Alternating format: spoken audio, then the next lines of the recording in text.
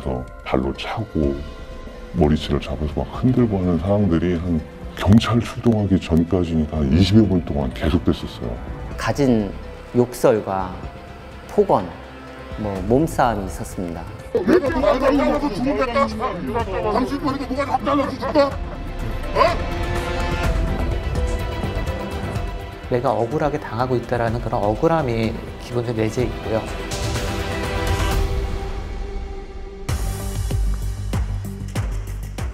악성 민원인의 폭언과 폭행으로 일선 공무원들의 몸과 마음이 멍들고 있습니다. 민원 처리 과정에서 대국민 서비스가 강조됐는데 이를 악용한 악성 민원이 늘고 있는데요. 갈수록 심각해지는 악성 민원의 행태와 근절 대책을 이럴 수 이슈에서 짚어봤습니다. 이제 막 난동을 피우고 그러다가 이제 저희들이랑 마주친 거죠. 여권을 갑자기 던지더라고요, 바닥에. 그래서 여권을 저희가 봤죠. 여권 사진이 이상하대요. 술 냄새가 팍 나더라고요. 그래서 아, 술 마셨구나. 그래서 보니까 여권 사진은 멀쩡했어요. 떨어진 여권을 다시 주워 응대를 하는 공무원에게 민원인이 갑자기 뺨을 내려치고 공무원은 한동안 고개도 가누지 못합니다.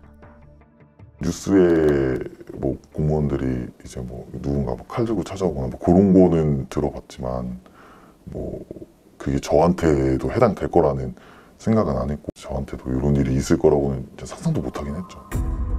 대전의 한 행정복지센터에서도 민원인이 난동을 부립니다. 자율성 정비세요. 그래, 그게 예의. 쓰고 있던 마스크도 당겨 끊어버리고 머리채를 잡아 넘어뜨린 후 발로 차기도 합니다. 말리는 다른 여성도 밀쳐버립니다. 기초생활수급비가 적게 들어왔다는 이유였습니다. 넘어뜨려서 발로 차고 머리채를 잡아서 막 흔들고 하는 상황들이 한 경찰 출동하기 전까지니까 20여 분 동안 계속됐었어요. 맡고 있는 중에 되게 좀 비참했었죠. 악성 민원으로 인해 극심한 피해를 호소하는 공무원이 늘고 있습니다. 행정안전부에 따르면 폭언, 폭행 등 민원인의 위법 행위는 2018년 3만 4천여 건에서 2021년 5만 1천여 건으로 4년 사이 1만 7천여 건 이상 폭증했습니다. 악성 민원인들은 예전에도 있었습니다. 근데 이제 그 수가 좀 더 늘어났고 그 방법이 조금 더 지능화되고 지속적이고 하는 부분이 그리고 폭력적인 형태로 가는 것이 좀 더 다른 점인 것 같습니다. 악성 민원인이 예전에도 다르진 않았지만 있었지만 조금 더 그 부분이 심각해지는 것이 큰 문제인 것 같습니다. 행정안전부는 악성 민원을 크게 4가지로 분류했는데요.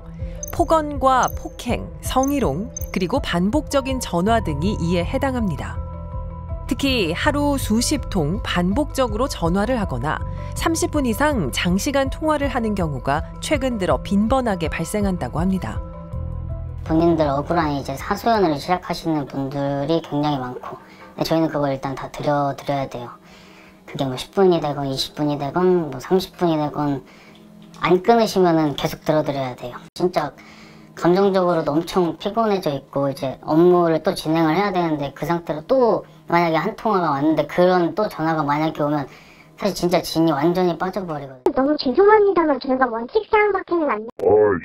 아이씨, 어떡하라고. 그 없다 대고 제가 근데 왜 우리한테 민원인에게 설명을 하고 전화를 끊으려 하거나 조금이라도 불편한 기색을 드러내면 돌아오는 건 불친절 민원 제기라고 합니다. 저희는 그거에 대해서 반박도 할 수가 없고 친절도 강요받아요. 사실 조금만 거기에 대해서 감정적으로 약간 울컥하거나 해서 대응을 하게 되면 바로 이제 어떻게 하는지는 모르겠는데 민원 넣을게요 이런 식으로 협박을 해요. 그러면 감사실에다가 민원이 다음날 진짜 기가 막히게 저한테 이 사실에 대해서 지금 이렇게 민원이 들어왔는데 추진 경위 제출해달라고 그런 식으로 내려오게 되면 작성을 다 해야 돼요.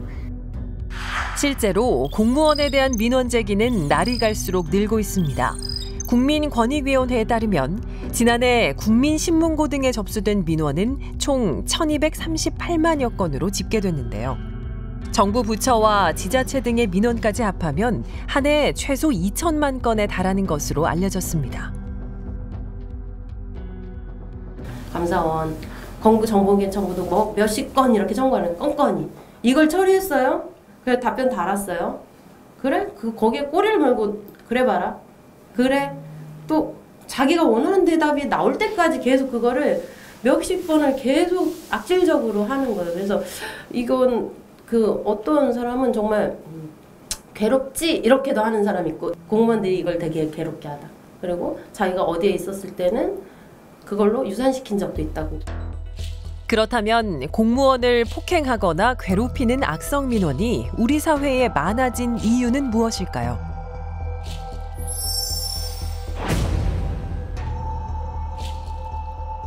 지난 5월 서산시청 누리집에 올라온 한 민원인의 게시글이 화제가 됐습니다. 민원을 위해 방문한 행정복지센터에서 직원들이 수박을 먹고 있었고 아무도 자신에게 수박을 권유하지 않았다며 민원인을 섬기지 않는 것에 대한 불만을 토로했는데요. 공무원의 친절 의무를 악용한 민원인들의 갑질은 일선 현장에서도 비일비재하게 일어난다고 합니다. 내 세금 받아먹고 살면서 일을 이따위로 처리하면 되냐 뭐 이런 식의 경우가 많으시죠. 보통은 세금 문제 저희들도 다 내고 있거든요. 그리고 뭐 이런 거는 일상다반사고요.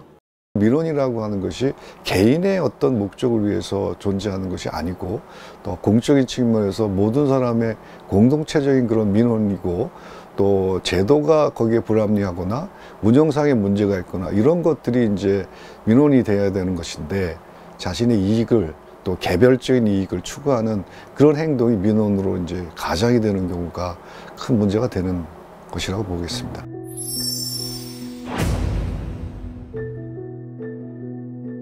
절차대로 정당하게 공무집행을 하지만 그로 인한 항의는 고스란히 혼자서 겪을 수밖에 없다는 2년차 공무원 B씨. 조직 차원의 보호가 아쉽다고 합니다. 그게 과태료를 부과를 한다는 게 사회적으로 보면은 그 법을 어긴 사람들에 대해서 처벌을 하는 거잖아요. 어떻게 보면은. 근데 그거를 한 사람들이 이제 달갑게 생각을 하질 않으니까 저희가 하는 게 맞다고 생각을 하면서도 시에서는 저희를 또 보호를 해주는 그런 건 따로 없으니까 그게 조금 이제 자괴감이 들 때가 있죠. 악성 민원이 발생하면 개인 인사평가에도 영향을 미치기 때문에 민원인의 눈치를 보게 되고 홀로 삭히는 경우가 많다고 합니다. 친절함으로 인해서 아무런 문제가 없는 것이 조용한 것이 가장 좋다라고 생각을 하고 있습니다. 왜냐하면 부서 평가나 개개인 평가가 있기 때문에 아무런 문제가 없는 것이 가장 본인에게 유리하고 또한 그런 민원이 자꾸 제기가 되게 되면 관련돼서 본인이 감사 부서에 신고가 되면 본인이 피해를 받았음에도 경위서를 작성을 해야 되고 조사를 받으러 다녀야 되고 합니다.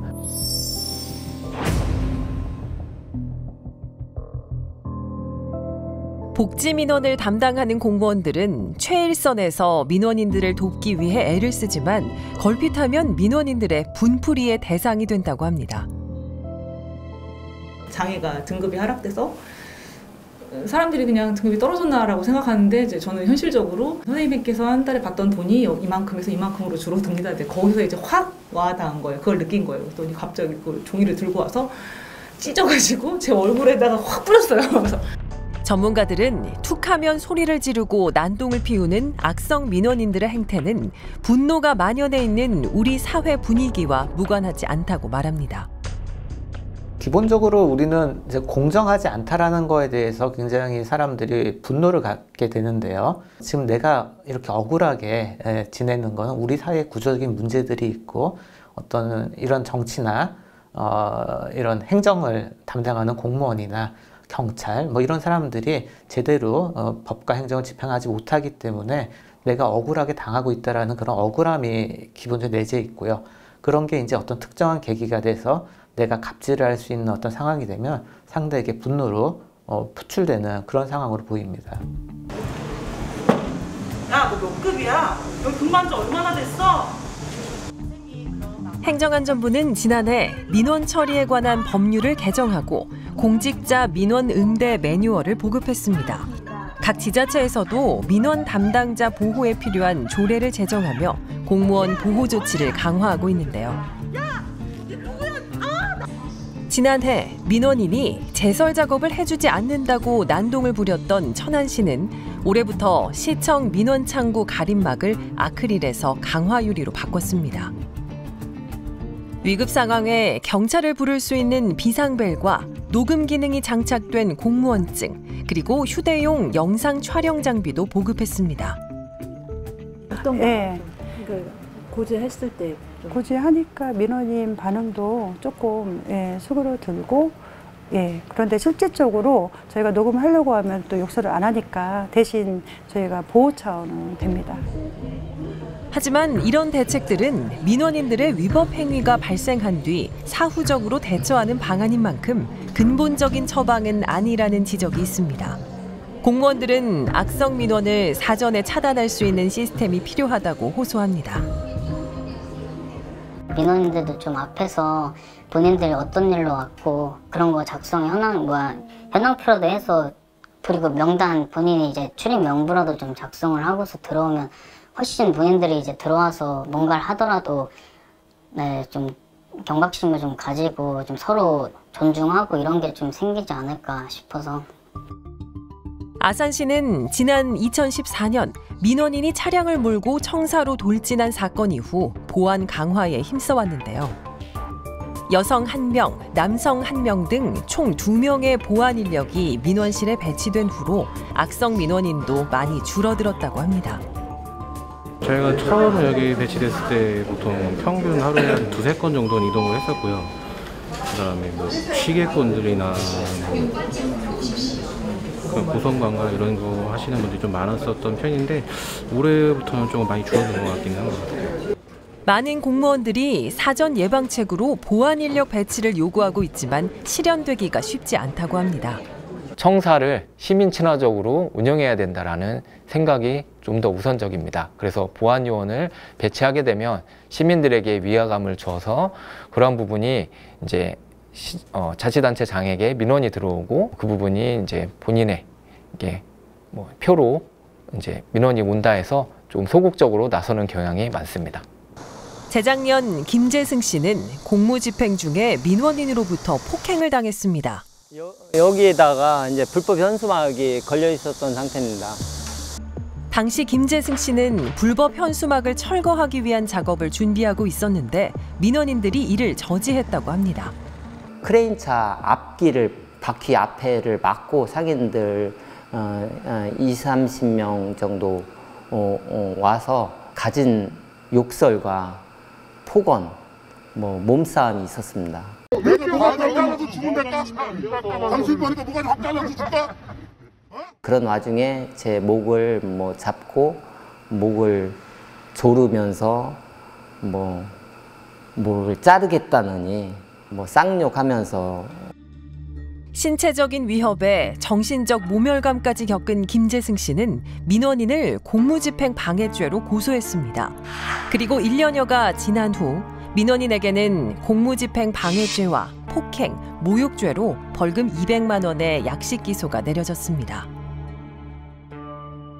제 후배 공무원들은 앞으로 더 열악한 생활 속에서 생활을 할 테고 이것을 국민들한테, 사회에, 동료 공무원들한테 알리고 싶었습니다.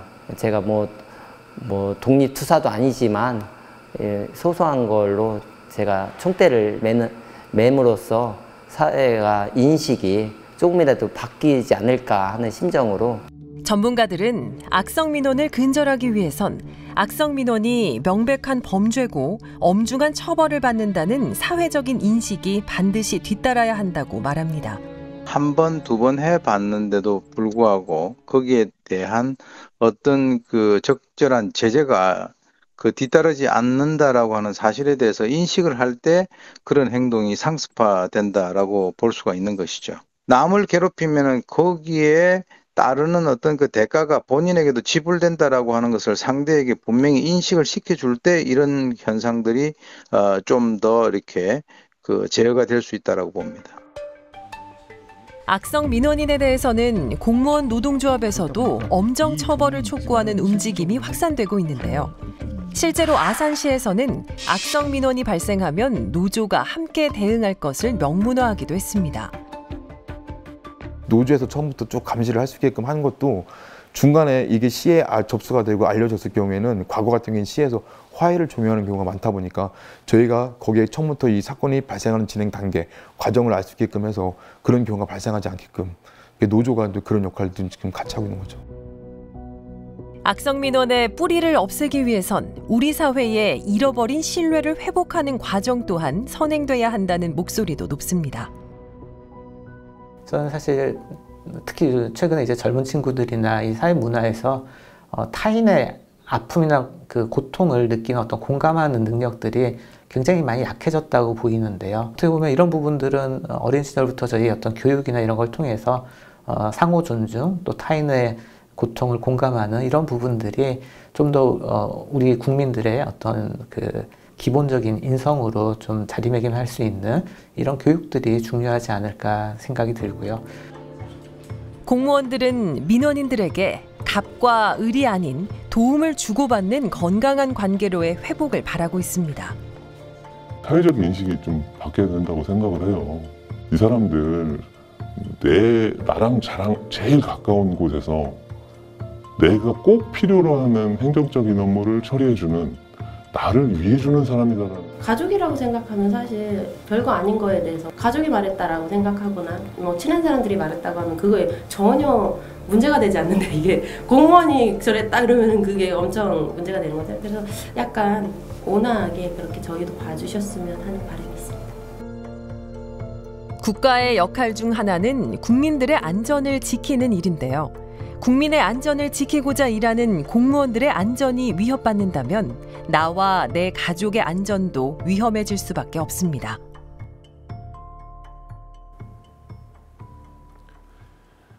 공무원들은 특정 민원인을 악마화하기보다는 이들을 제어할 실질적인 장치가 필요하다고 입을 모읍니다. 돌발 행동을 즉각적으로 제지할 수 있는 보안 인력 상주나 출입 관리 강화 등 악성 민원을 사전에 차단할 수 있는 시스템 마련이 필요합니다.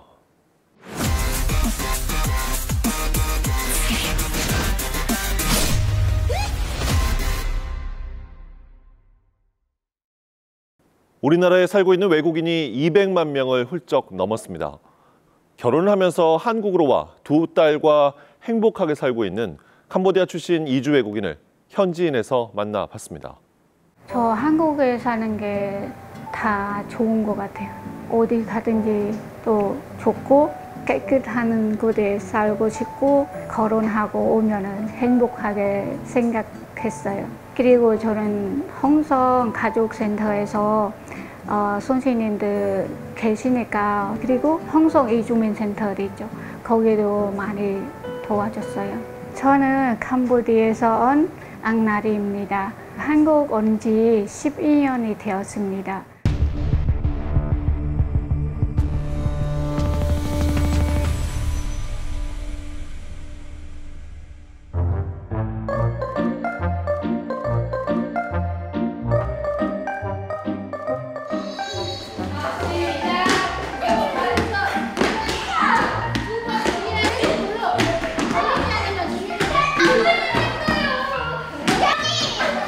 그 놀이 이름은 낚시 놀이라고 합니다. 그 아이를 동그랗게 서서 우리는 이거 둘러서 아이를 띄어야 돼요. 이거 돌릴 때 안 뛰면 걸리는 사람은 탈락하는 거예요.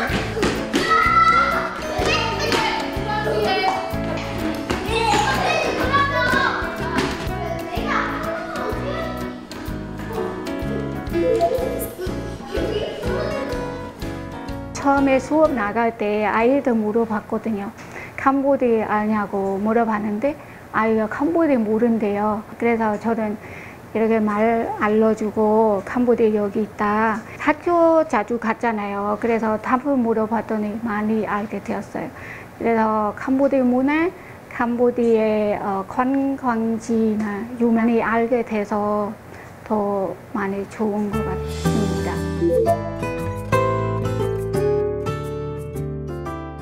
지금은 아이들이 학원이나 많이 가요. 그럼 놀이터 뭐 그런 쪽에 많이 안 가는 것 같아요. 우리 아이처럼. 아이들은 혹시 노는 게 좋아요. 뭐 앉아서 하는 게 보다는 노는 게, 움직이는 게 아니면 뛰는 거 진짜 좋아요. 그리고 아이 재미있게 노니까 우리도 재밌어요. 기분이 좋고.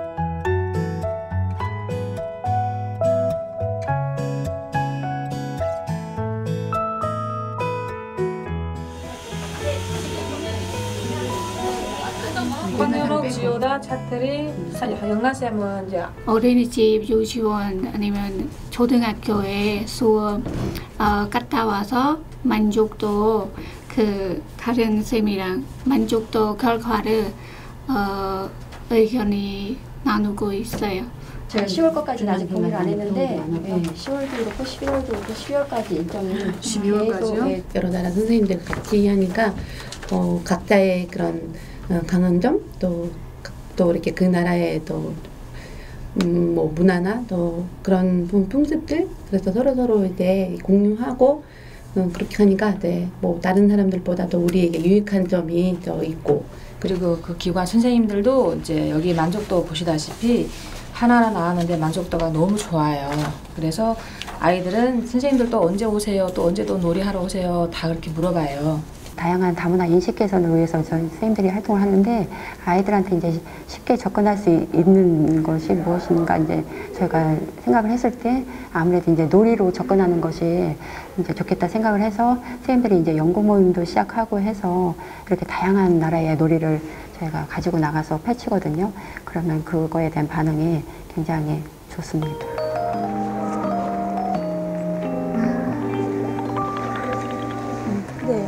대학교 들어가는 거 언니처럼 하고 싶은데 애기 어려서 온라인이니까 수업 내용은 영상에 올려요. 그 시간 될 때?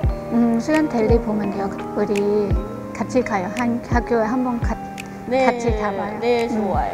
문제 있을 때 언니가 좀 위로주고 그 얘기한 것도 잘 들어주고 그때부터 마음 편해졌어요. 언니한테도 감사하고요.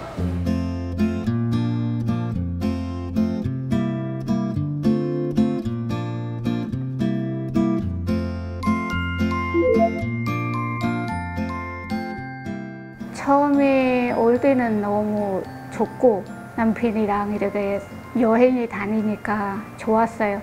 근데 임신하고 나서 너무 힘들었어요. 먹고 싶은 것도 있고 그때는 캄보디아 음식이나 아직 없어요.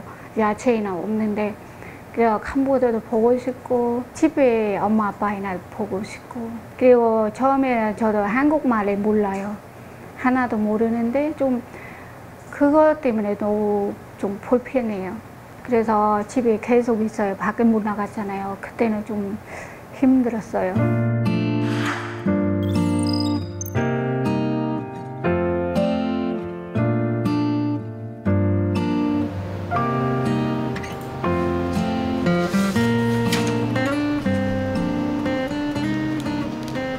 한국의 작은 모임이죠. 캄보디아도 작은 모임이 있어요. 가이잖아요. 기억 더하기 캄보디아도 그래요. 그래서 한국 사람이나 결혼 이민자의 아기들 캄보디아 공부하고 싶은 사람이 그 위에서 만든 독보예요.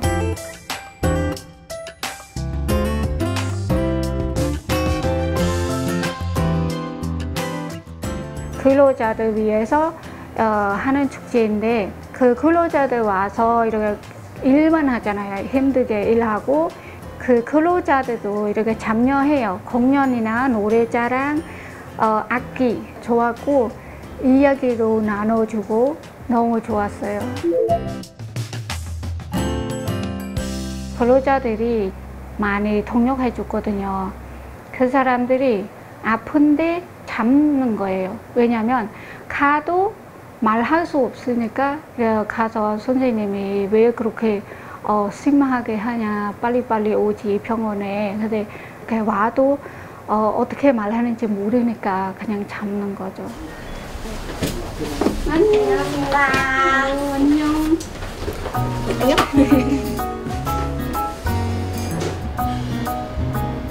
배고프지? 캄보디아 그 놈그릇 만들어줄게.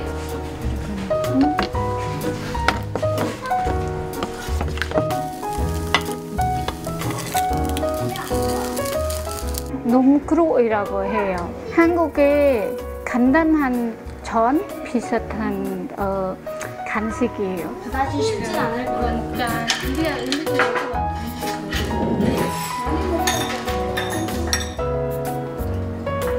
맛있는가? 캄보디아 음식 어때요? 맛있어요? 네. 뭐가 제일 맛있어요? 이거요. 이거는 놈그릇이라고 해요. 놈그릇. 놈그릇. 놈그릇 맛있어요. 놈그릇 맛있어요. 놈그릇 칭한나. 응? 칭한나. 놈그릇 칭한나 맛있어요. 너의 마음을 사무실은 다 한국 사람이 일하잖아요. 외국인들도 많이 뽑으면 좋겠어요. 일하는 거 이렇게 알려주면 할 수 있잖아요. 어떤 기관에는 외국인이 신청하면 안 받아요. 외국인이니까. 외국인이라도 자격이 있으면 받아주면 좋겠어요.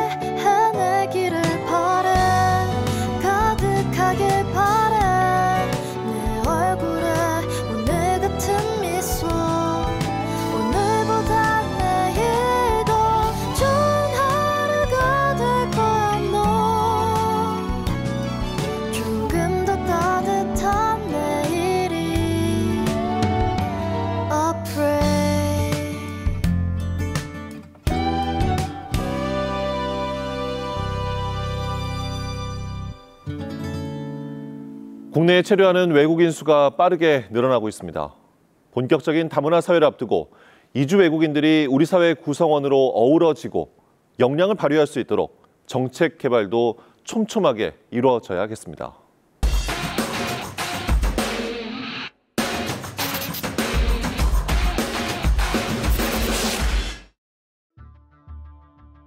부당한 이익을 취하고자 제품을 구매한 후 고의적으로 악성 민원을 제기하는 진상 고객을 블랙 컨슈머라고 합니다. 공공기관에도 블랙 컨슈머들이 있습니다.